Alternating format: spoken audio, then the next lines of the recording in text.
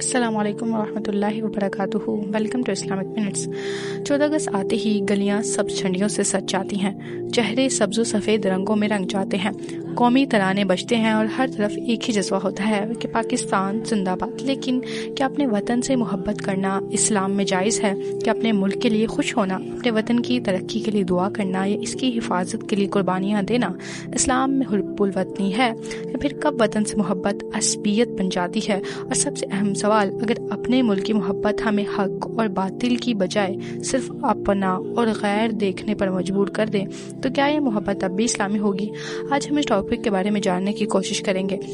اسلام انسان کی فطری محبتوں کو ختم نہیں کرتا۔ انسان اپنے گھر سے محبت کرتا ہے، اپنے خاندان سے محبت کرتا ہے، اپنی سرزمین سے محبت کرتا ہے اور اپنے وطن کی خیر چاہتا ہے۔ خود قرآن میں مکہ مکرمہ کے بارے میں رسول اللہ صلی اللہ علیہ وسلم کی دل کی کیفیت کا ذکر فرمایا کہ جب آپ صلی اللہ علیہ وسلم مکہ سے ہجرت فرما رہے تھے تو آپ نے مکہ کی طرف دیکھا اور فرمایا، اللہ کی قسم تو اللہ کی زمین میں سب سے بہتر اور اللہ کے نزدیک سب سے محبوب زمین ہے۔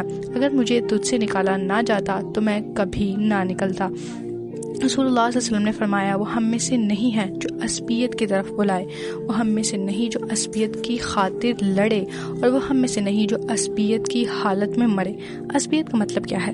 عصبیت کا مطلب ہے صرف نسل یا قبیلے کا غرور نہیں۔ یہ اس وقت بھی پیدا ہو سکتی ہے جب انسان حق و باطل کو چھوڑ دے، صرف اپنے گروہ، اپنی قوم، اپنی پارٹی، اپنے علاقے یا اپنے ملک کا دفاع کرنے لگے، یعنی میرا ملک ہے اسی لیے میں ہمیشہ صحیح ہوں، میرے لوگ ہیں اسی لیے غلط بھی ہوں تو میں ان کے ساتھ کھڑا ہوں۔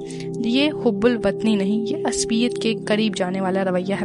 اللہ تعالیٰ نے قرآن مجید میں ارشاد فرمایا، اے ایمان والو، انصاف پر مضبوطی سے قائم رہو اور اللہ کے لیے گواہی دو، خواہ وہ خود تمہارے اپنے خلاف ہو یا والدین اور رشتہ داروں کے خلاف۔ غور کیجیے، اسلام ہمیں یہ نہیں سکھاتا کہ اپنے آدمی کا دفاع کرو چاہے وہ غلط ہی کیوں نہ ہو، بلکہ کہتا ہے کہ حق کا ساتھ دو چاہے فیصلہ تمہارے اپنے ہی خلاف کیوں نہ ہو۔ ہم پاکستانی ہیں، کوئی عرب ہے، کوئی ترک ہے، کوئی افریقی ہے، کوئی یورپی ہے، یہ شناختیں ہیں، اپنی جگہ موجود رہ سکتی ہیں۔ اللہ تعالیٰ نے قرآن مجید میں ارشاد فرمایا، اے لوگوں، ہم نے تمہیں ایک مرد اور ایک عورت پیدا کیا اور تمہیں قوموں اور قبیلوں میں بنایا تاکہ تم ایک دوسرے کو پہچانو۔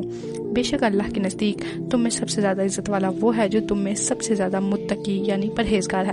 اگر آپ اپنے وطن سے محبت کرتے ہیں تو اس محبت کا بہترین ثبوت صرف جھنڈا لہرانا نہیں بلکہ جھوٹ سے بچنا بھی حب الوطنی ہے، رشوت سے بچنا بھی حب الوطنی ہے، ملاوٹ نہ کرنا بھی حب الوطنی ہے، سرکاری یا عوامی مال میں خیانت نہ کرنا بھی حب الوطنی ہے، اپنے فرائض اور ذمہ داریوں کو ایمانداری سے ادا کرنا بھی حب الوطنی ہے، صفائی کا خیال رکھنا بھی حب الوطنی ہے، کمزور کا حق نہ مارنا بھی حب الوطنی ہے۔ اگر آپ واقعی حب الوطن بننا چاہتے ہیں تو انہی چیزوں اور انہی کاموں پر عمل کریں، نہ کہ اس کام پر کہ ملک اپنا ہے، لوگ غدار ہیں لیکن پھر بھی آپ ان کی حمایت